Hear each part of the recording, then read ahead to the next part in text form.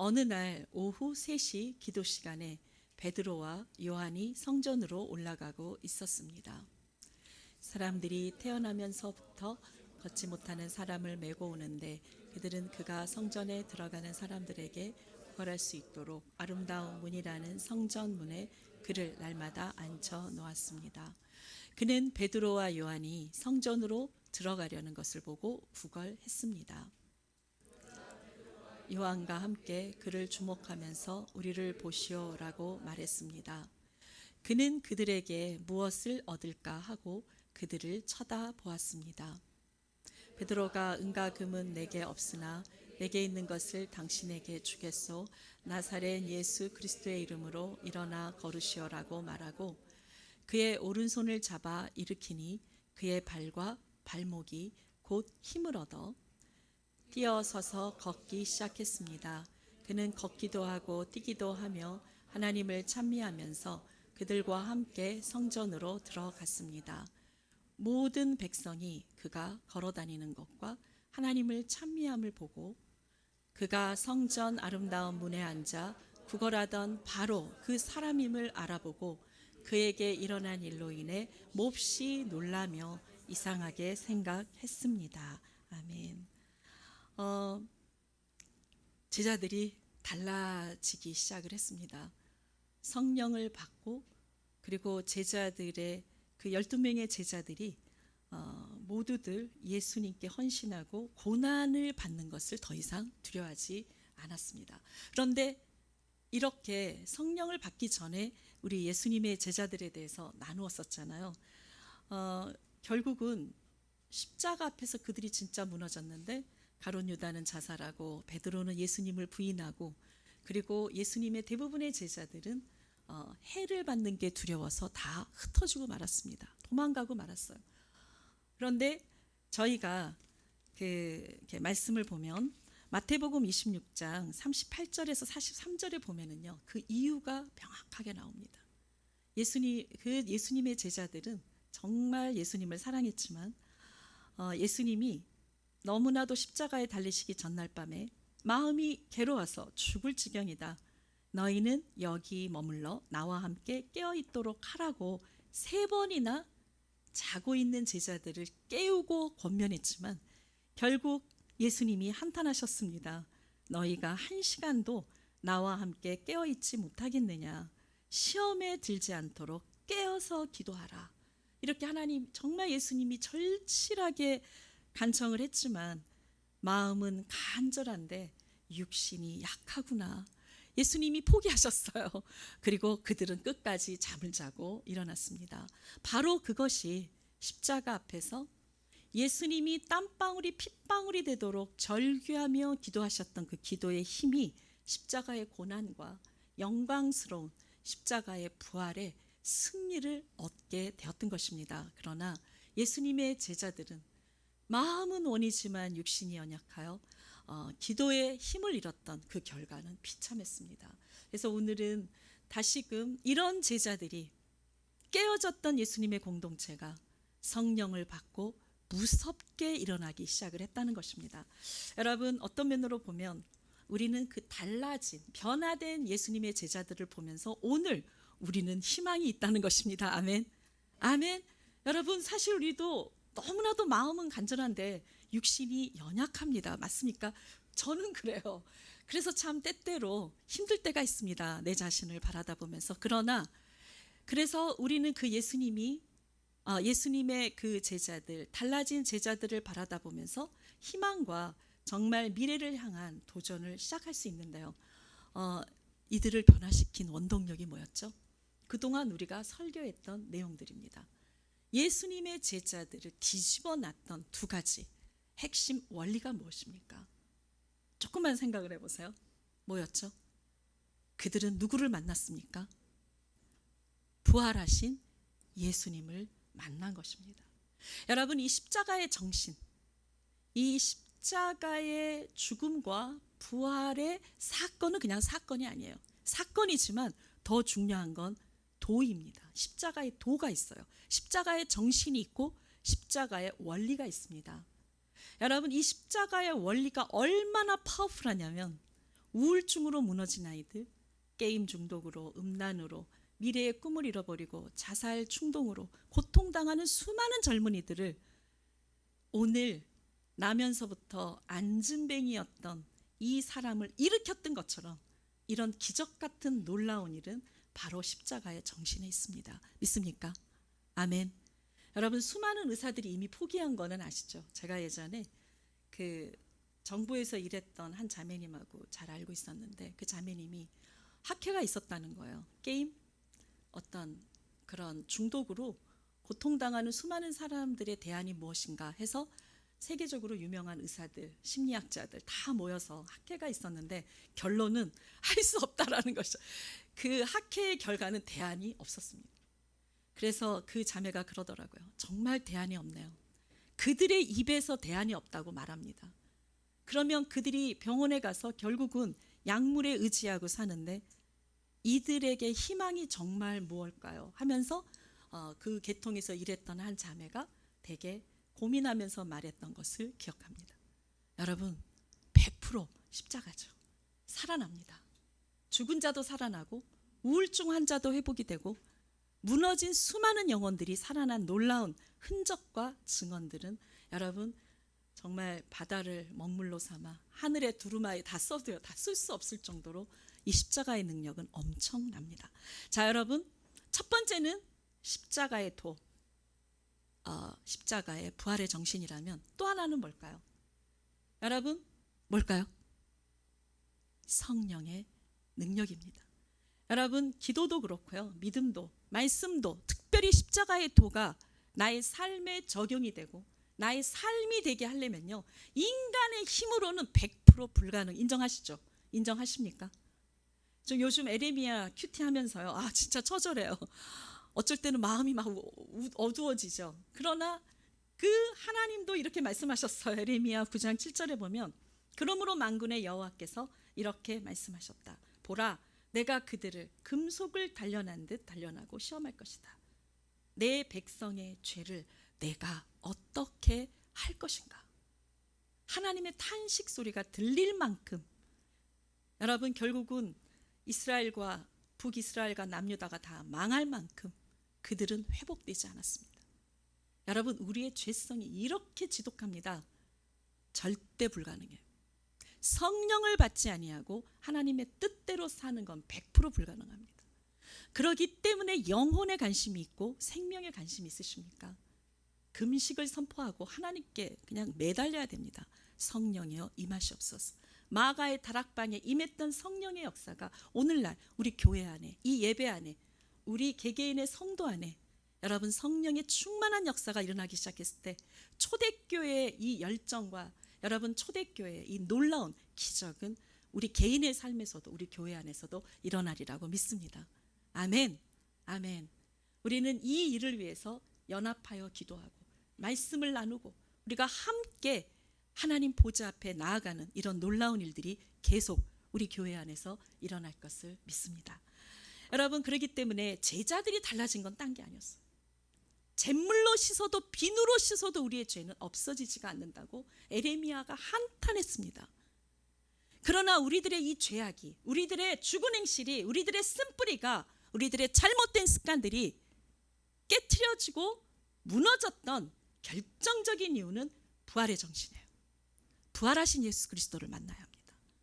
그리고 성령의 능력이었습니다. 여러분, 그렇기 때문에 부활하신 예수님을 만나고 성령을 체험했던 제자들 중 오늘은 베드로와 요한의 이야기를 통해서 다시 한번 기도, 힘 있는 기도, 기도의 능력은 어떠한 것인지를 나누도록 하겠습니다. 베드로와 요한에게는 십자가를 중심으로 비포와 애프터가 완전히 달랐어요.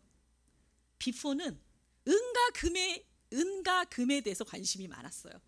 우리 제자들은 예수님이 이스라엘의 진짜 대통령, 왕이 되어서 한 자리 차지하고 싶은 권력 욕심도 있었고요, 탐욕도 있었고요. 그러나 정말 마지막에는요, 내 목숨이 두려워서 도망갔듯이 우리 그 제자들 안에는 내가 중심이었고 은과 금이 중심이었고, 여러분, 그래서 정말 그들이 용기가 없었던 것입니다.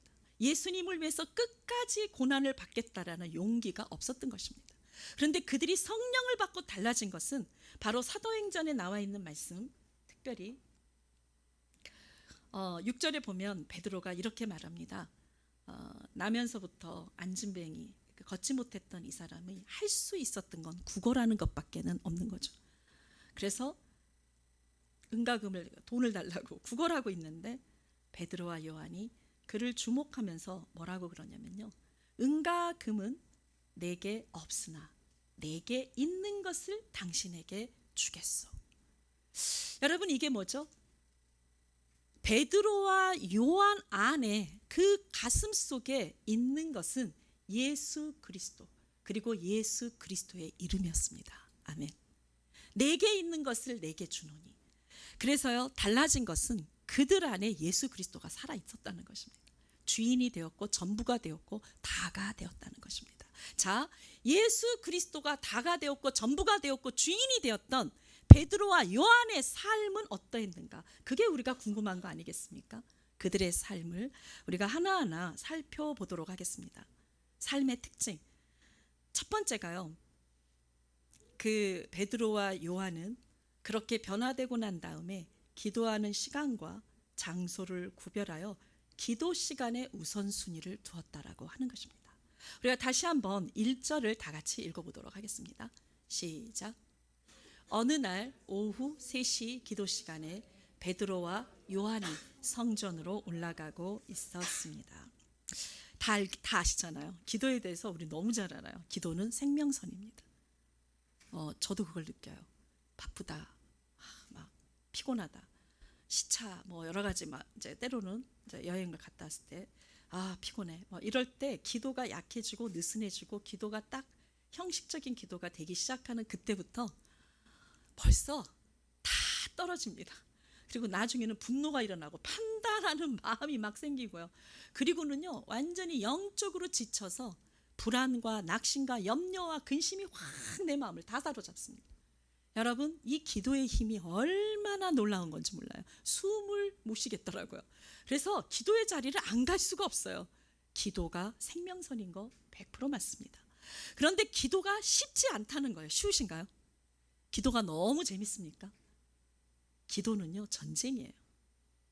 기도가 쉽지 않다는 게 문제죠. 우리 전도도 열심히 하고요, 말씀도 열심히 읽지만 봉사도 열심히 해요. 그런데 대부분 기도가 약해요. 요즘 제가 그 세미나나 어떤 집회를 이렇게 바라다 보면서 굉장히 뜨거운 세미나, 뜨거운 집회였었는데 점점 기도가 약해져 가더라고요. 말씀이 너무 좋아요. 그런데 기도는 마무리로 끝나요. 여러분, 기도가 마무리로 끝나는 그 세미나나 집회는 솔직히 기대감이 없습니다. 설교가 짧아도, 말씀이 짧아도 기도의 힘이 그 예배나 집회를 사로잡았으면 좋겠습니다. 저도 그렇게 하고 싶어요. 저도 좀 노력을 하겠습니다. 더 많이 기도하고요. 우리는 여러분, 그래서 정말 베드로나 그 제자들처럼 마음은 간절한데 육신이 약하여서 깨어 있을 수가 없었던 그들에게 그 성령이 임했을 때, 여러분, 기도는 성령이 임했을 때 가능하지만 성령을 받아도 힘들더라고요. 왜 그럴까요? 기본적으로 성령을 받지 않으면 기도의 문은 열리지 않습니다. 그런데 성령을 받아도 바빠서, 아까도 피곤해서 여러 가지 이유가 많아요. 그렇기 때문에 한 번만 따라해 보시기 바랍니다. 힘 있는 기도는 훈련이요, 연습입니다. 내가 성령의 충만함을 받아서 그 열기로 기도 얼마는 할 수 있어요. 그러나 기도는 훈련이고 연습이더라고요. 여러분, 베드로와 요한은 서로 약속을 했습니다. 오후 3시 성전에서 만나자. 그래서 저는 되게 교회 안에서 하는 기도 모임, 저희 이제 목요일 날 중보기도 모임이 있거든요. 거기에 매이는 게 굉장히 중요해요. 좀 피곤해도 귀찮아도 가야지. 그렇게 해서 서로 모여서 기도가 시작되면 우리는 은혜를 받게 되어 있습니다. 큐티 하기 싫은데 큐티 모임을 통해서 벌금 딱 정하고 매일매일 큐티 안 하면 벌금도 좀 세게 붙여야 되는 것 같아요. 그래서 훈련이 되더라고요. 해서 내가 억지로 벌금 내기 싫으니까 말씀을 보고 억지로 하다 보면 여기에서 성령을 받고 말씀의 문이 열리고 지혜가 내려오는 것을 느낄 수 있다라고 하는 것이죠. 여러분, 그러기 때문에 훈련과 연습이라는 차원에서 저희 교회가 이제 남성 성경 공부, 여성 성경 공부도 시작되고 이제 기도 모임이 더 활성화되고 이제는 정말 매일매일 큐티를 안 하고 말씀만 보면 나는 100불씩이라도 낼 거야 이렇게 열정을 가지고 하기 싫어도 억지로 내가 어떠한 공동체에 묶여서 진행이 되는 거, 저는 이런 훈련도 굉장히 필요하다고 생각합니다. 그래서 내 자신이 시간을 정하고 정말 일터가 바로 성전이죠. 내가 그곳에서라도 때로는 이 성전으로 달려와서 베드로와 요한처럼 시간을 내고 우선순위를 하나님께 둔다면 우리의 삶은 성령의 충만함을 받고도 넘쳐나는 삶이 되어질 것을 보장합니다. 아멘. 우리가 아침에 딱 눈을 뜨면 하루를 어떻게 시작합니까? 어떤 것이? 한번 잠깐만 나를 좀 체크해 보십시오. 하루에 눈을 떠서 밤에 잠을 잘 때까지 나의 하루의 삶은 어떤 것에 의해서 움직입니까? 당연히 나의 삶은 나의 생활이 있는 거예요. 그러나 나의 삶의 마음의 중심과 기초가 내 힘이 아니라 내 생각이 아니라 내 능력이 아니라 예수 그리스도가 나의 삶의 파운데이션이 되고 나의 삶의 기초가 되어야 한다고 한다면 아침에 눈을 딱 떴을 때 예수님을 찾지 않을 수가 없을 것입니다. 훈련하십시오. 눈을 뜨자마자 예수님 찾고 눈을 뜨자마자 여러분 무릎을 꿇고 5분이라도 하나님 나의 삶을 받으십시오. 말씀 딱 펴고 이것이 강제적으로라도 훈련이 되지 않으면 나의 하루의 삶은 말씀이 아니라 기도가 아니라 세상의 힘, 나의 어떠한 노력으로 이루어질 때 결국은 실패하고 무너질 수밖에 없다라고 하는 것입니다.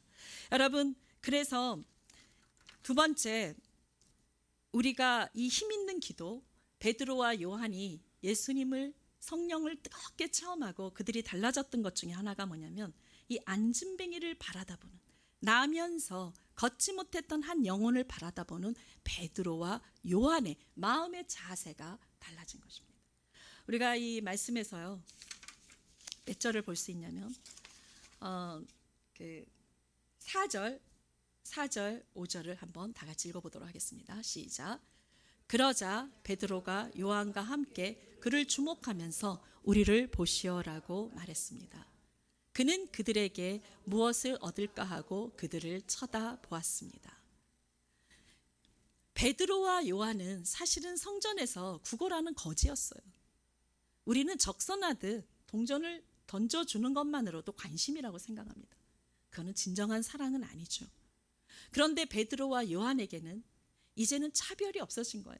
성전에서 구걸하는 거지든 왕과 귀족이든 그가 똑똑한 사람이든 어리석은 사람이든 자유인이든 종이든 차별이 없어진 겁니다. 성전에서 구걸하는 한 미천한 영혼이 내가 동전이나 던져주는 그런 영혼으로 보이는 게 아니라 여러분, 그의 근본적인 문제를 나사렛 예수 그리스도의 이름으로 고쳐주고 싶은 그 영혼을 향한 사랑, 열정이 생겨나기 시작했다는 것입니다. 여러분, 기도의 힘은요 열정이라고 생각합니다. 기도의 힘은 내가 누군가를 사랑할 때 나도 모르게 벌떡 일어나 기도를 하게 되는 것입니다. 맞습니까? 내가 내 남편을 진짜 사랑하니까, 내 아내를 사랑하니까, 내 자녀를 사랑하니까 그들이 죽을 위기에 처해 있을 때 게으르고 나태한 나의 삶에 브레이크가 시작되는 겁니다. 벌떡 일어납니다. 새벽에도 일어나고 새벽 1시에도 일어나고 살려달라고. 왜요? 사랑하니까. 기도의 힘은 열정에서 나옵니다. 예전에는 나만 사랑했고 내 가족만 사랑했던 열정이 이제는 잃어버린 한 영혼, 그것도 사랑할 만한 가치가 있는 한 영혼에게 꽂히는 게 아니라 사랑할 만한 가치가 없다라고 생각했던 미천한 한 사람에게까지 열정, 그 영혼을 향한 사랑이 쏟아내려지는 것, 그것이 그리스도의 마음이요 성령을 체험한 제자들의 진정한 변화라고 생각합니다. 그래서 그를 주목했습니다. 내가 관심이 있으면 주목해서 쳐다보게 되어 있습니다. 여러분, 그러기 때문에 우리 안에 베드로가 말합니다. 6절, 7절, 8절에 은과 금은 내게 없으나 내게 있는 것을 당신에게 주겠소. 나사렛 예수 그리스도의 이름으로 일어나 걸으시오. 어디서 이런 자신감이 생긴 걸까요? 여러분, 우리는요 사랑하지만 내 아버지라도 내 엄마라도 내 자식이라도 이렇게 고통당하고 어려움을 처했을 때 나사렛 예수 그리스도 이름으로 명하노니 일어나 걸으라는 말을 감히 못합니다. 왜? 자신이 없어요. 될까? 괜히 그런 얘기 섣불리 했다가 창피나 당하는 거 아닐까? 무시당하는 게 아닐까? 너무 창피해서 안 될 거라고 생각하니까 우리는 시도조차 못하는 거죠. 그래서 저는 그래서 어떤 분에게 그런 얘기를 했는데요. 도전합시다. 우리 능력이 없는데 하나님 대단하니까. 우울증 환자가 지금 내 옆에 드글거리고 정말 수많은 그 부모와 자녀들이 무너져 가고 있는데 나는 할 수 없어. 나는 상담자가 아니야. 나는 목회자가 아니야. 그러니까 힘들죠. 위로만으로 끝나버리고 조금 더 나아가는 열정이라면 기도는 해주죠. 그러나 부딪혀서 일어나 걸으라는 말 한마디를 우리가 할 수 없는 이유, 자신감이 없어 그럽니다. 그러나 베드로와 요한은 달랐어요. 그들은 자신감에 넘쳐 있습니다. 여러분, 그들은 기도하러 성전으로 올라가다가 미문의 구걸하는 거지를 바라다 보았을 때 은과 금이 너에게 필요한 게 아니야. 너는 일어나야 돼. 여러분, 우리가 소경을 바라다 봤을 때 너는 눈을 떠야 돼. 기머거리는 귀가 열리고, 여러분, 정말 죽은 자는 살아나는 것이 복음의 원천이요 능력이라고 생각합니다. 아멘. 근데 우리는 그 능력이 없으니까 부끄러운 거예요. 베드로와 요한의 이 자신감은 어디서 나왔습니까? 예수 그리스도 이름, 그 권세에 대한 엄청난 자신감이 있는 겁니다.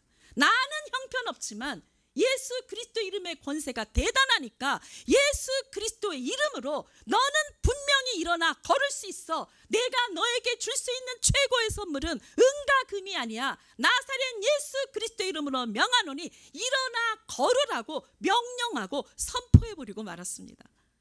저는 이 대목이 너무나도 정말 부럽고 존경스럽고 대단하다고 생각합니다. 여러분, 본받고 싶습니다. 그렇게 하겠습니다. 할 겁니다. 왜? 나사렛 예수 그리스도의 이름이 베드로와 요한에게만 있는 게 아니라 우리 안에 있고 내 안에 있고 여러분 안에 있기 때문입니다. 아멘. 여러분,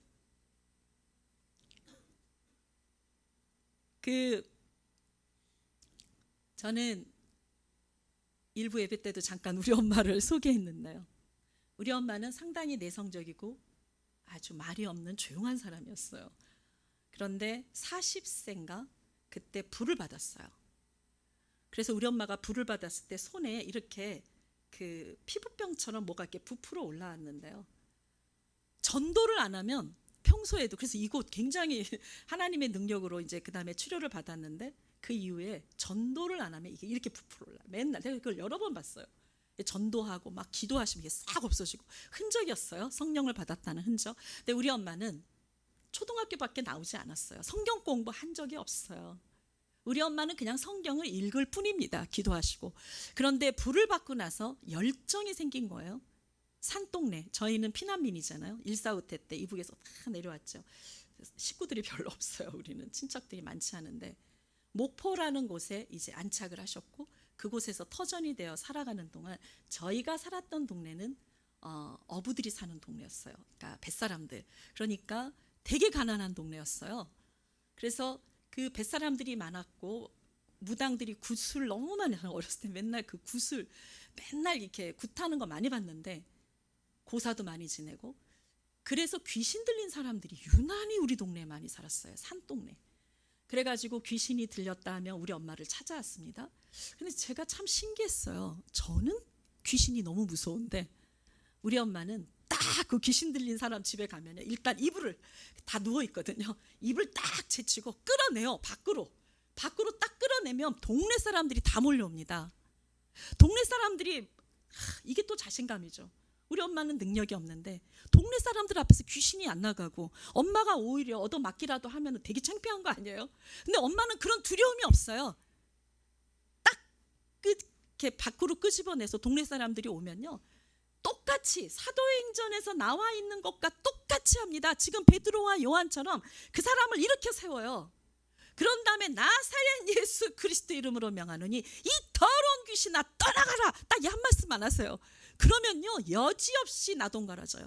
여러분, 우리 그냥 머리에 돌멩이 조금만 다쳐 벽에 아프지 않아요. 근데 서 있다가 갑자기 쓰러지면요, 꽈당 소리가 납니다. 그런데 안 다쳐요. 진짜 신기해요. 이게 영적인 겁니다. 그렇게 해가지고 그냥 완전히 나동갈아진 다음에 입에서 거품이 나와요. 그리고 막 발악을 해요. 그런 다음에 조용해져요. 잠시 후에 자기네들이 일어나요. 온전해져 있는 모습을 봅니다. 아멘. 그래서 제가 엄마한테 물어봤어요. 대단하다, 엄마 대단하다. 아니, 엄마 어디서 훈련 받은 거예요? 어떻게 그렇게 귀신을 잘 쫓아내? 막 이제 이러면서, 복음을 전하는 곳에는 반드시 귀신을 쫓아내야 되는 상황이 벌어지게 마련인 거예요. 근데 엄마가 이러시더라고요. 아니, 그냥 사도행전을 읽는데, 성경을 맨날 읽으시니까 읽는데 나사렛 예수 그리스도 이름으로 명령하니까 귀신이 다 나가더라. 병도 고치고 죽은 자도 살아나고. 그냥 나도 해봤어. 믿음으로 하니까 되더라. 아멘. 그거밖에 없어요. 해보니까 되더라. 아멘. 이게 믿음입니다. 우리가 뭘 많이 아는 게 중요하지 않아요. 내가 오늘 말씀을 읽은 것을 100% 믿고 살아보고, 관심을 가지고 모르면 물어보고 해보고, 이게 믿음의 능력인 것입니다. 이게 기도의 힘입니다. 아멘.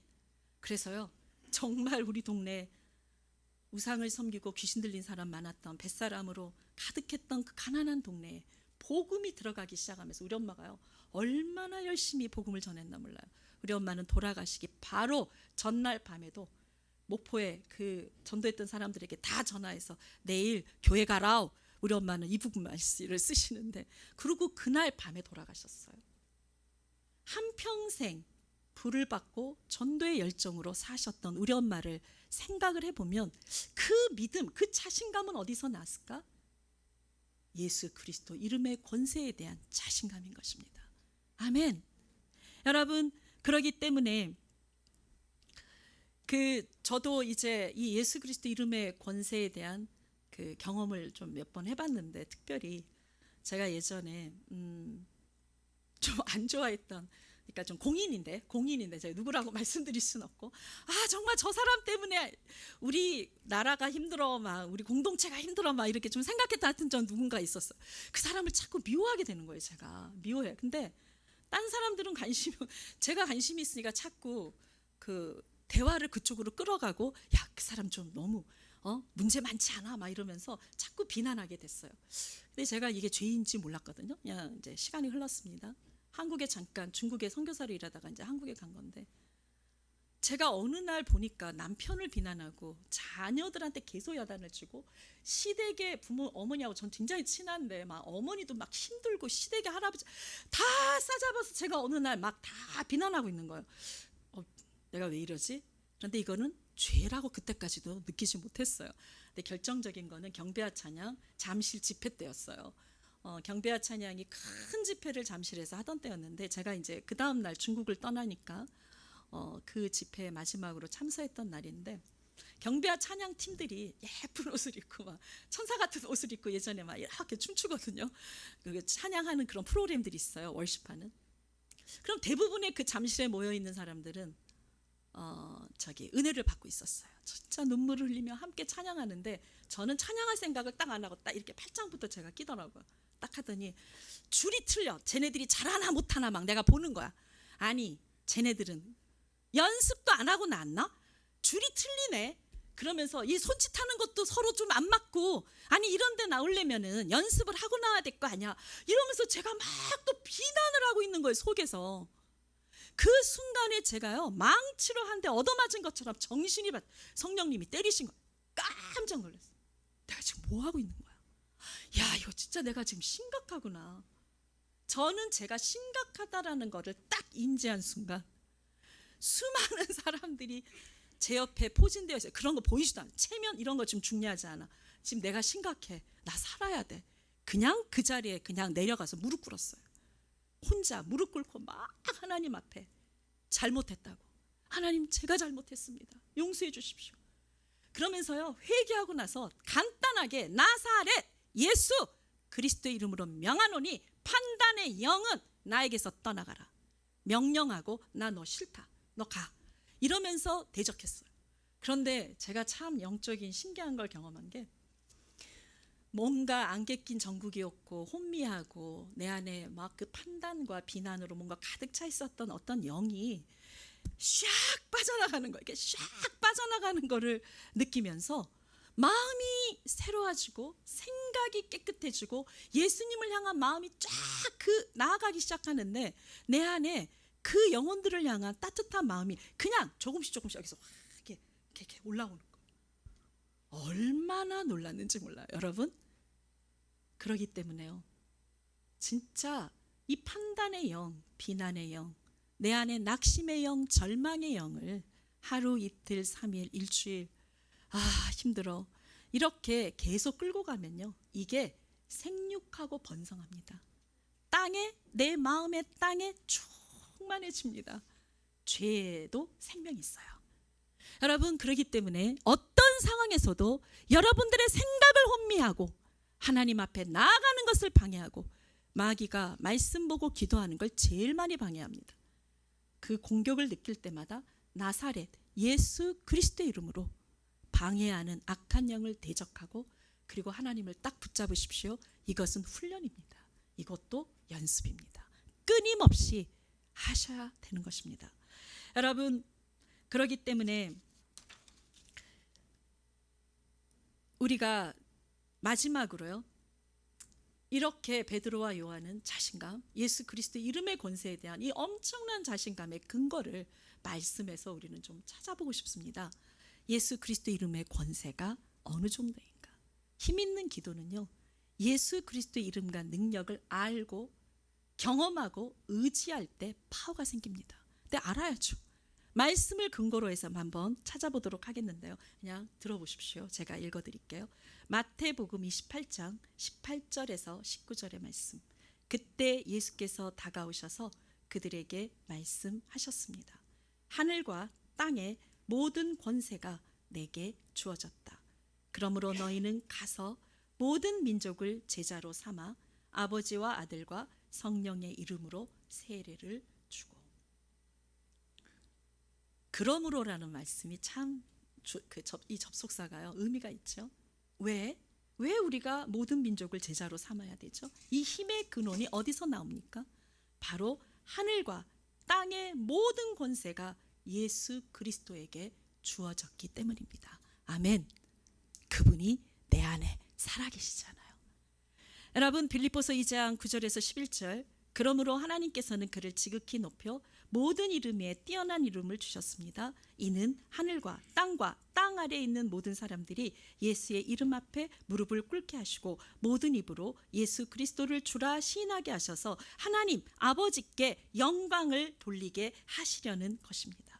하나님께서요, 예수님에게 모든 이름 위에 뛰어난 이름을 주셨는데 하늘과 땅과 땅 아래에 있는 모든 사람들이 예수님의 이름 앞에 무릎을 꿇었습니다. 모든 능력과 권세들이 예수 그리스도 이름 앞에 무릎을 꿇었습니다. 아멘. 여러분, 모든 어둠의 세력들이 예수 그리스도 이름 앞에 무릎을 꿇었습니다. 그렇기 때문에 예수 그리스도의 이름의 권세는 능치 못할 일이 없습니다. 문제는 우리가 믿음이 없기 때문에, 문제는 우리가 자신감이 없는 거예요. 문제는 우리에게 그 힘이 없는 것입니다. 믿음이 없는 것입니다. 여러분, 그래서 이 시간에는 우리가 한 5분이라도 이 기도를 그대로 한번 해봤으면 좋겠습니다. 눈을 한번 감아 보십시오.